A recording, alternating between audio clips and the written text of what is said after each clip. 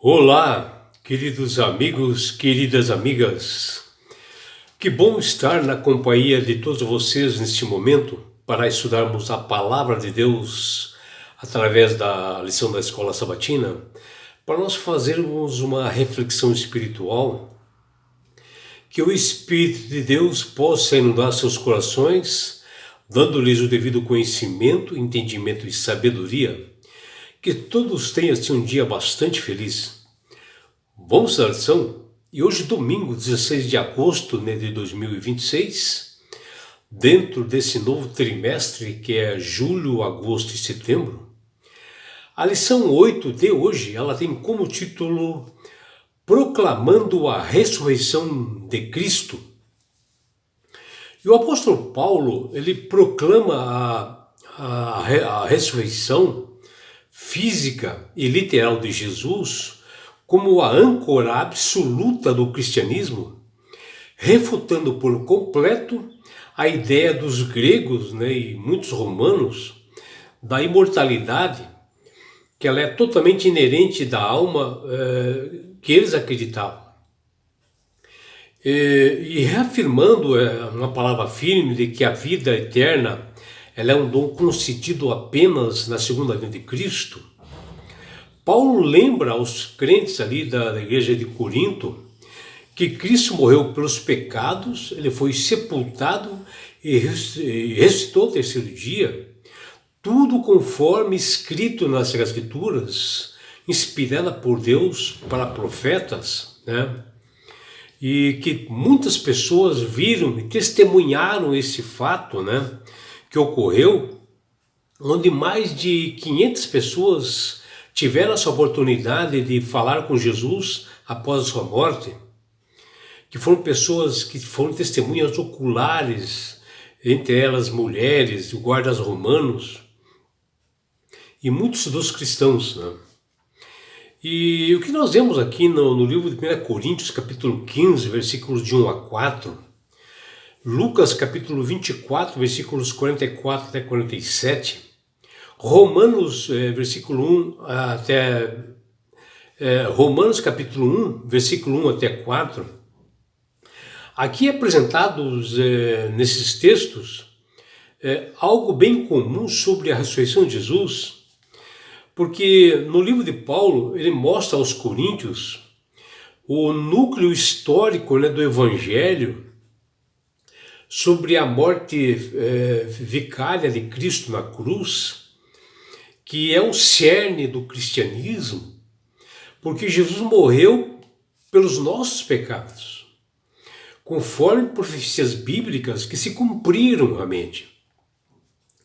E se cumpriram no tempo certo, no tempo de Deus, em que o Filho de Deus, Jesus, foi sepultado e ressuscitou no terceiro dia, segundo a vontade de Deus, que está lá em 1 Coríntios 15, versículos 3 e 4, e em que Deus já havia pronunciado isto muito antes do Antigo Testamento, que ocorreria isto.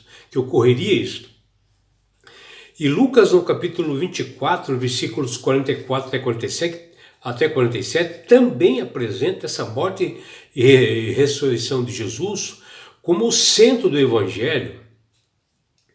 E Paulo ele destaca lá em Romanos capítulo 1, versículo 1 a 4, que o Evangelho da cruz ela não é uma novidade, mas a promessa cumprida através de Jesus e pelo próprio Jesus, que ele fez isto e que prometeu realmente sobre a ressurreição dos mortos que ocorreria na sua segunda vinda.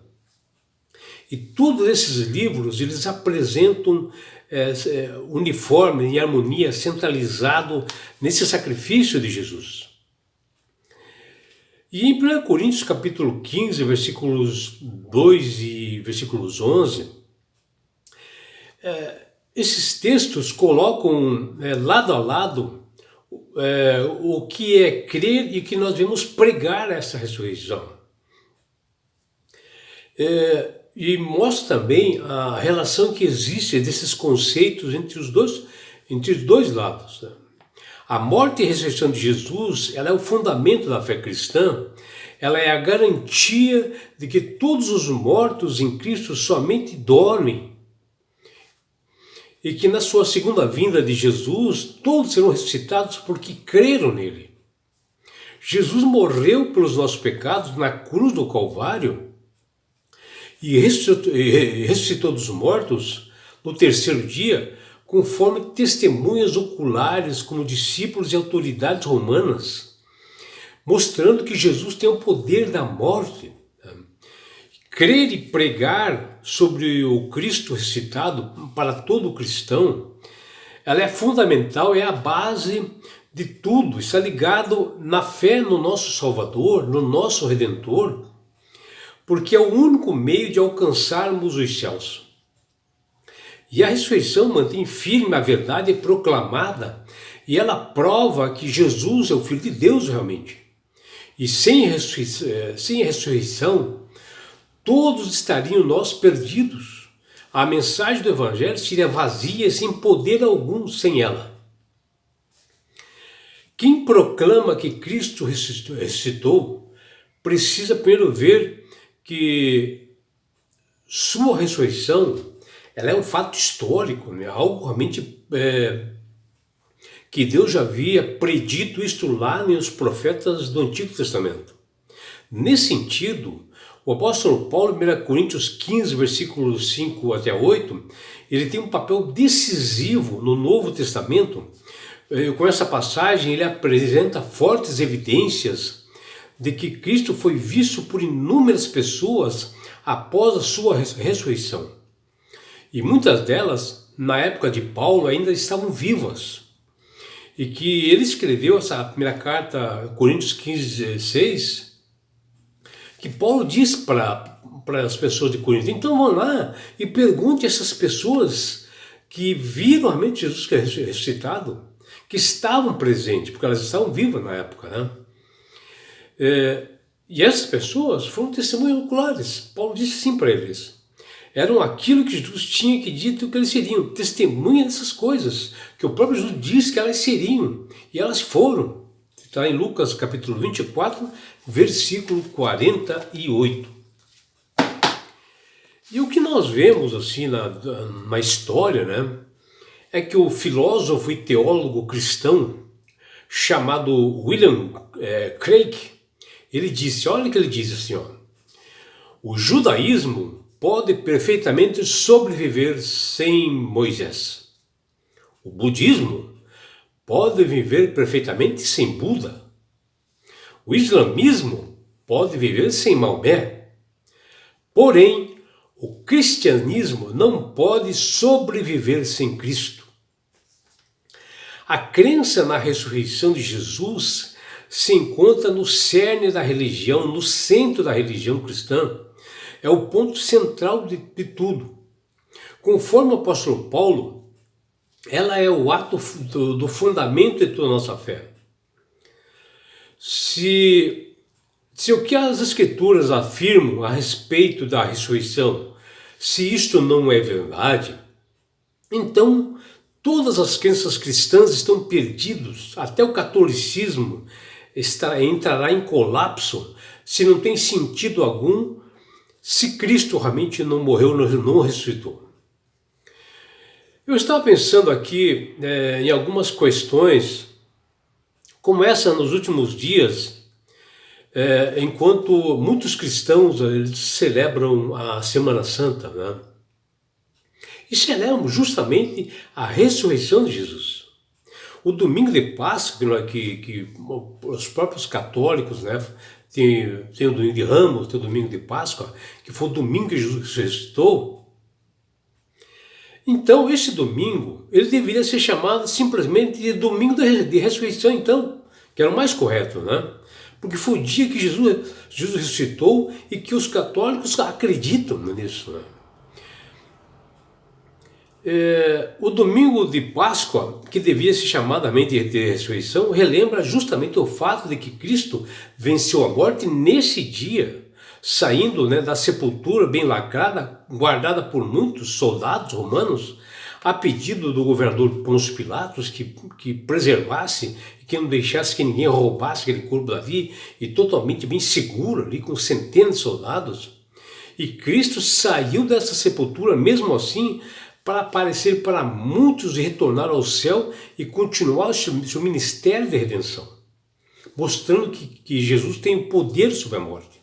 Infelizmente, pessoas manipuladas pelo inimigo, Satanás, relatam que os evangelhos acerca da ressurreição de Jesus é uma maneira simbólica, e assim o número de crescente de pessoas que rejeitam essa ideia de ressurreição literal e histórica, ela vem aumentando cada dia.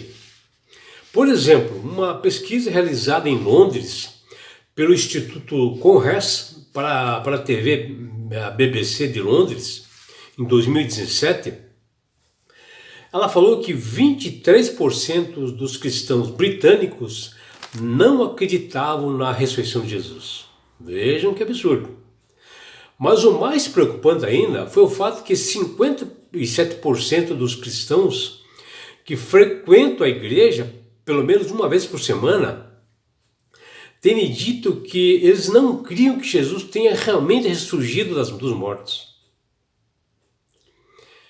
Então, meu amigo, eles estão perdendo tempo na igreja. Se Cristo não ressuscitou, para que então? Né? Que absurdo, né? E o que o próprio Cristo disse que aos seus discípulos que aconteceria no fim dos tempos, lá em Mateus 24:12, e diz lá, e por se multiplicar a iniquidade, o amor de muitos se esfriará. E que vai ao encontro que desse teólogo falou, né, que muitos cristãos, 57% dos cristãos que vão para a igreja uma vez por semana não acreditam na ressurreição. Isso é o esfriamento do amor, esfriamento do conhecimento de Jesus nas Sagradas Escrituras. E quando você fala em esfriamento de amor, não é só entre os seres humanos, mas sim pelo principal ponto importante é que o Salvador Jesus, ele é esse objetivo de ataque de Satanás. Aí que está. Porque por detrás de tudo isso está Satanás, que ele quer fazer que todos não creiam que houve a ressurreição.